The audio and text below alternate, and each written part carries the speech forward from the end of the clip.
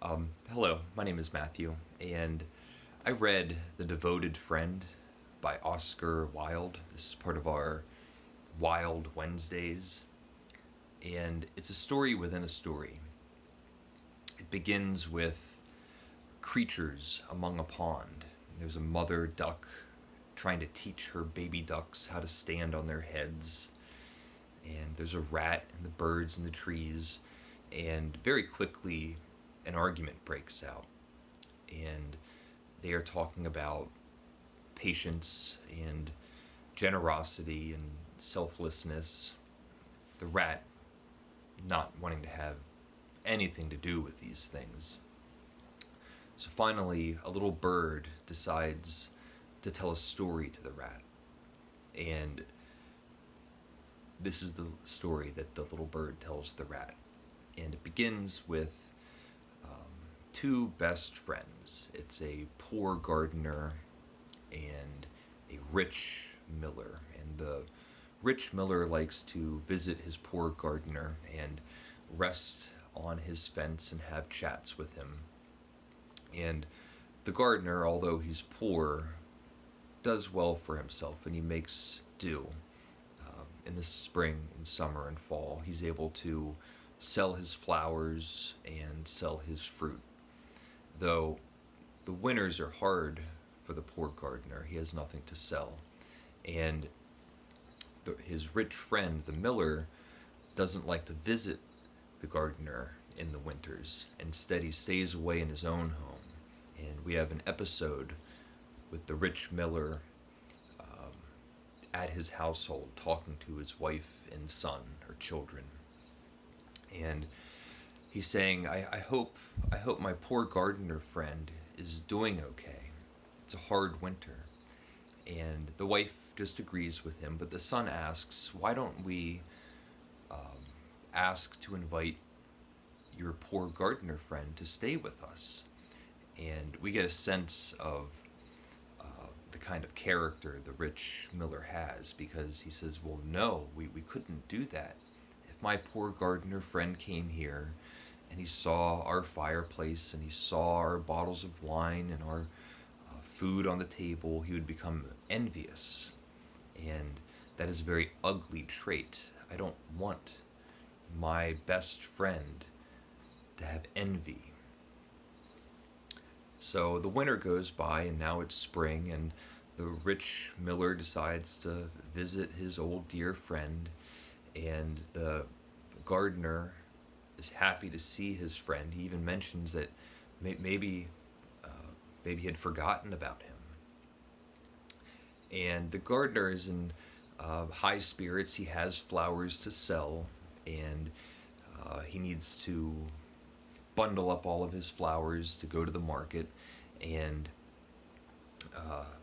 buy back the things that he had to sell in order to make it through this harsh winter. And he tells his friend this. He tells the rich miller that he needs to sell his flowers to get his silver buttons back and a wheelbarrow.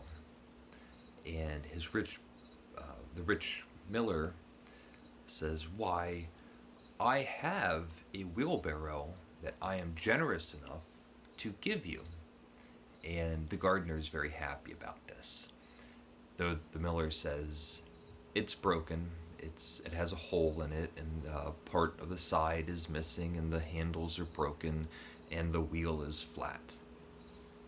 And the poor gardener says, well, that's okay. I can fix all of those things. I have a plank of wood, and I can repair the bottom of the wheelbarrow. And the miller says, well, what a stroke of luck. I have a hole in one of my sheds. I bet that plank could patch up that hole. Since I'm giving you my wheelbarrow, surely a wheelbarrow is more valuable than a plank.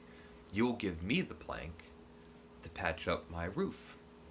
And he says, well, we're very good friends. I thank you for the wheelbarrow, and yes, you could have the plank. And he gives him the plank.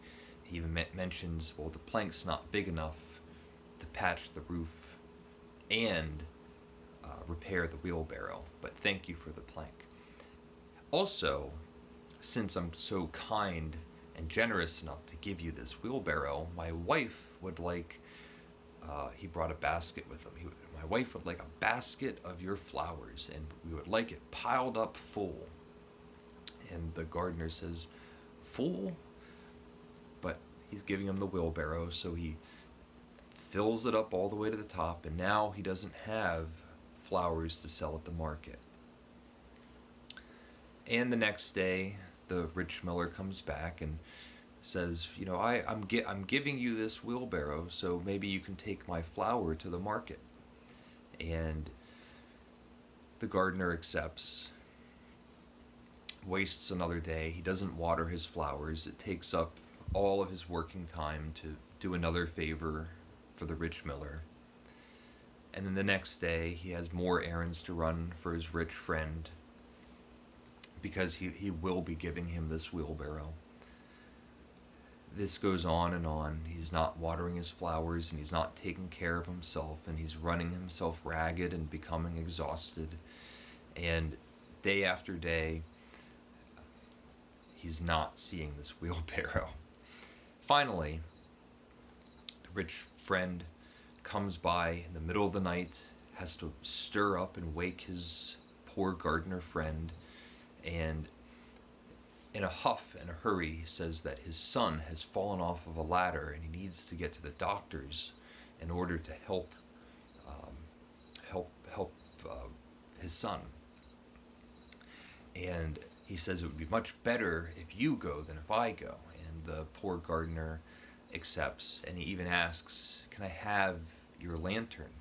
It's so dark I won't be able to see my way, and it's treacherous. There are ditches and steep hills."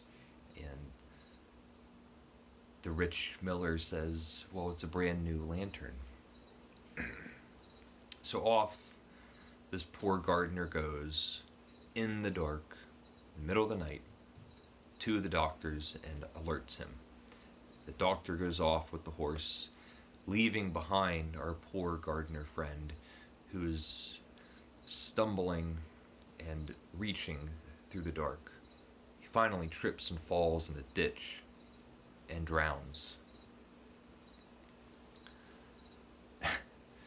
All the while, this is the story that this little bird is telling the rat. And the rat says, "Well, what's the end of the story? What happened to the miller?" And the bird goes, "No, no, no, no, you're missing the moral of the story." And the rat says, "This story has a moral? Well, you should have told me that at the beginning, and then I should not have listened." It's very funny. It's quite sad.